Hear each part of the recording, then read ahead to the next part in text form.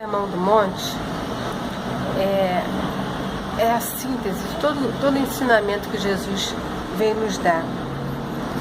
E no capítulo 6, ele diz como a gente deve orar. E é tão curtinho, mas é tão precioso o que está escrito aqui. Ele diz assim: e quando orardes, não sereis como os hipócritas, porque gostam de orar em pé nas sinagogas e nos cantos das praças, para serem vistos dos homens. Em verdade vos digo que eles já receberam a recompensa. Ora, Jesus não está dizendo que todo mundo que ora em pé nas igrejas ou que ora pelas praças é hipócrita. Mas ele está dizendo que os hipócritas agem assim. Porque o hipócrita não vai querer orar em secreto, ele não vai querer o particular, a intimidade com Deus. Ele quer ser visto pelos homens. Ele quer... A recompensa dele é ser admirado, é ser reconhecido. Olha, fulano como ora. Então, nem todo mundo que ora desse jeito é hipócrita, mas os hipócritas oram desse jeito. E eles, o Senhor está dizendo, já receberam a sua recompensa. Eles queriam ser vistos, já foram vistos, acabou. Agora nós, tu porém, quando orares, entra no teu quarto e fecha a porta. Orarás a teu pai que está em secreto, e teu pai que vem em secreto te recompensará. Aqui tem uma coisa tremenda, porque ele está nos ensinando a como nós devemos nos dirigir a Deus. Mas no momento que a gente entrega a nossa vida ao senhorio de Cristo, Deus não é mais Deus. Ele não está distante lá no céu. Ele agora é Pai. Agora a relação é de filiação. É uma relação de intimidade. É uma relação que não tem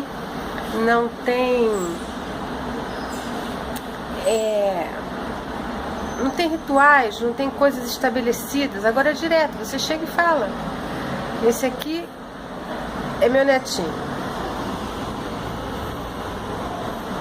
Ele, quando se dirige ao pai dele, ele não precisa pedir: Senhor meu pai, o Senhor, por gentileza, pela sua grandíssima bondade, pode me dar uma mamadeira? Não, ele simplesmente chora e pede a mamadeira.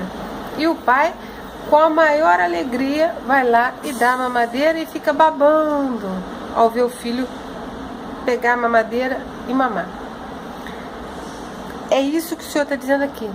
Agora, a nossa relação não é mais com Deus, com aquele Deus que até então era visto como o juiz, que está longe e que está só esperando a gente dar uma bobeira para nos punir. E pela lei a gente dá bobeira o tempo inteiro, porque a lei é rigorosa, é cheia de detalhes, é cheia de coisinhas que ninguém consegue cumprir. Não a lei dos 10 mandamentos, mas as leis que foram acrescentadas. Os 10 mandamentos é outra história. Mas as leis que foram acrescentadas, que os homens foram colocando, é impossível de ser cumprido. Só para fechar esse parênteses, os 10 mandamentos, eles não são impossíveis de serem cumpridos, porque eles revelam o caráter do Pai. Eles revelam a personalidade de Deus, revelam o quão longe nós estamos e quão dependente nós temos que ser. Por isso ele nos dá do seu Espírito para nos capacitar. Na sua primeira carta, João diz que os mandamentos do Senhor não são penosos. Não são penosos porque são amor e não são penosos porque ele nos capacita a cumprir. Mas voltando aqui, então agora a gente saiu dessa relação do Deus distante, desse juiz, né? Dessa ideia de juiz que fica só esperando a gente bobear. Agora a gente tem uma relação direta de pai e filho.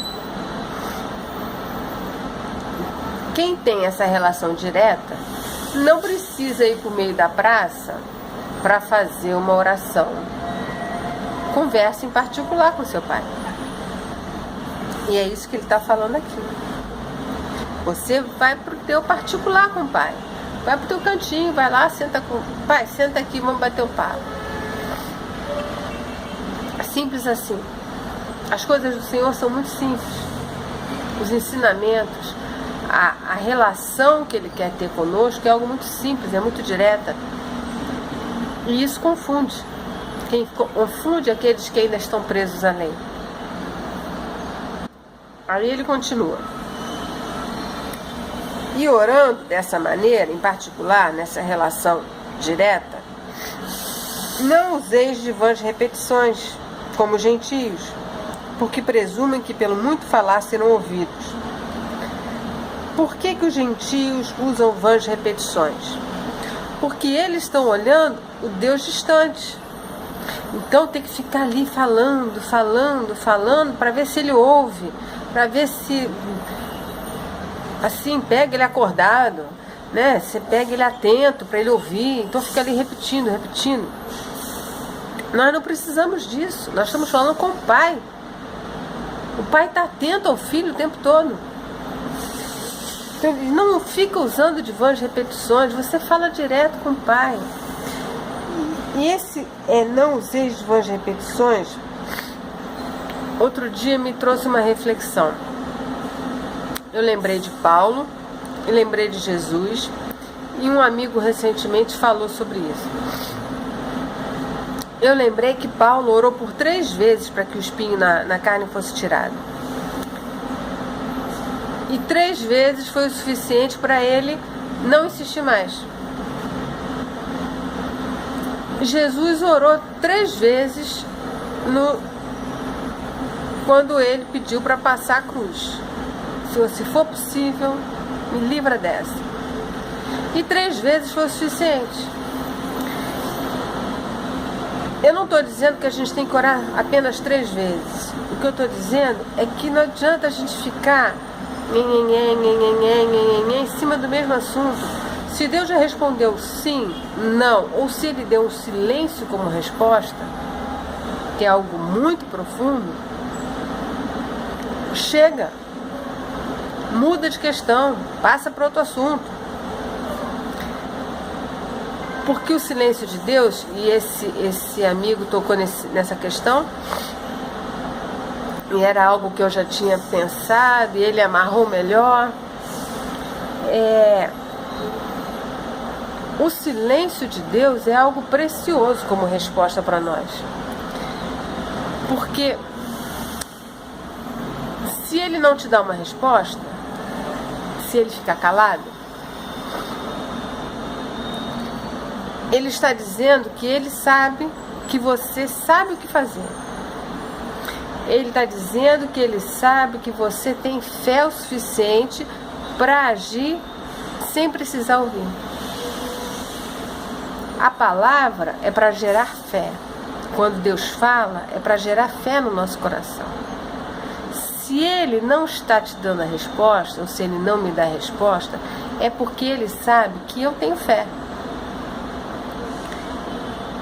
E que já estou capacitada por Ele mesmo a agir naquela situação. Eu já sei o que fazer. Ele já me deu.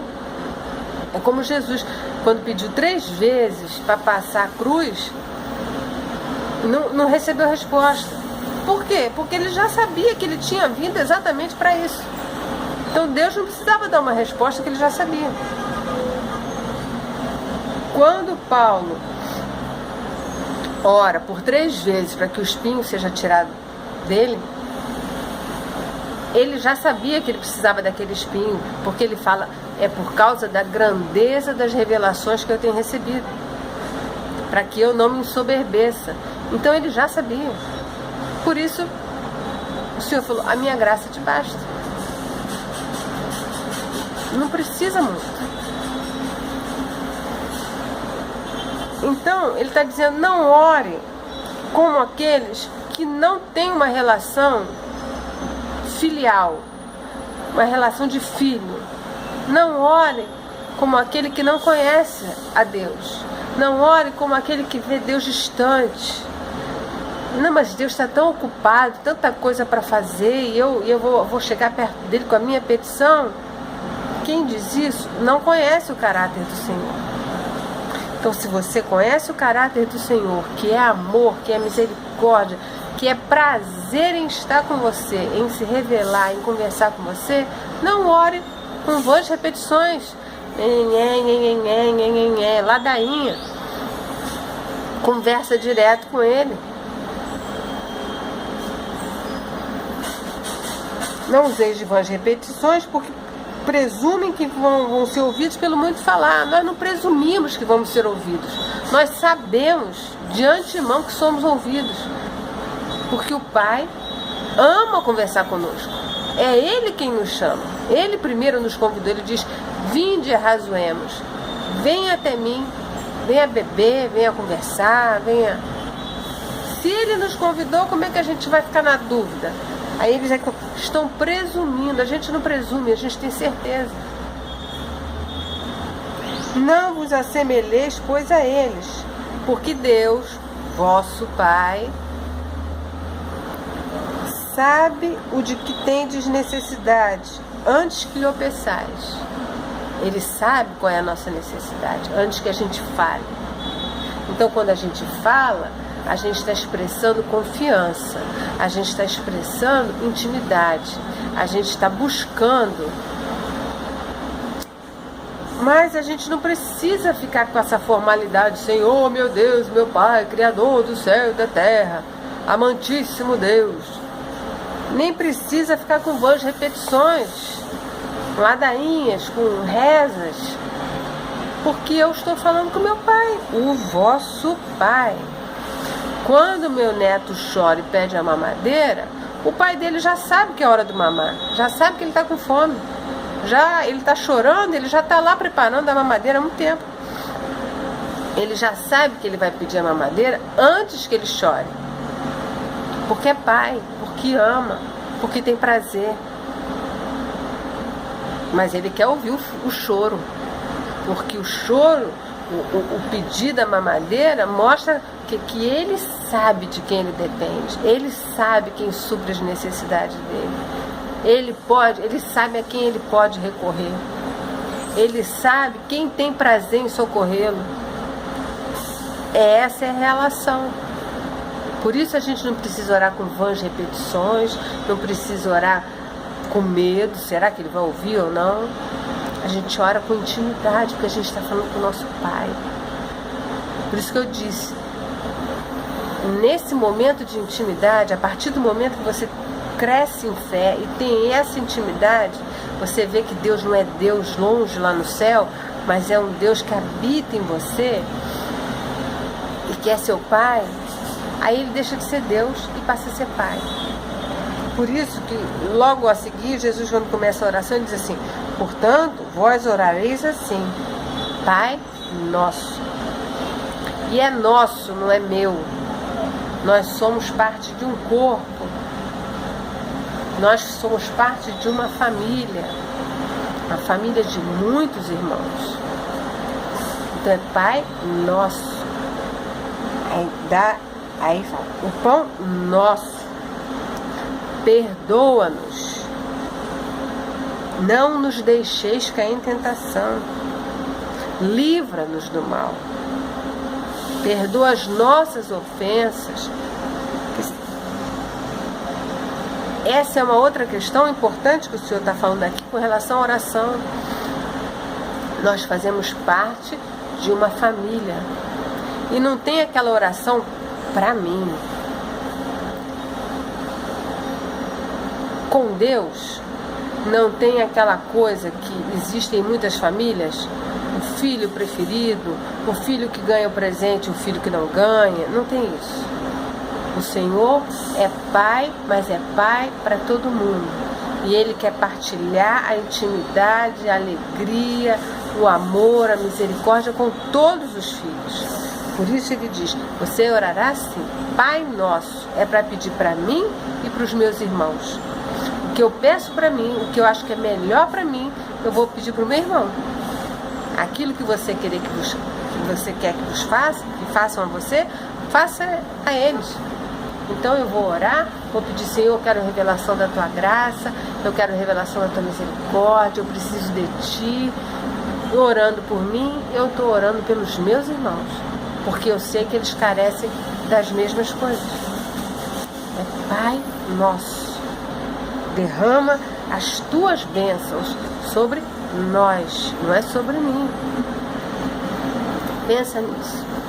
A tua oração não vai ser mais igual, eu tenho certeza. Um beijo grande.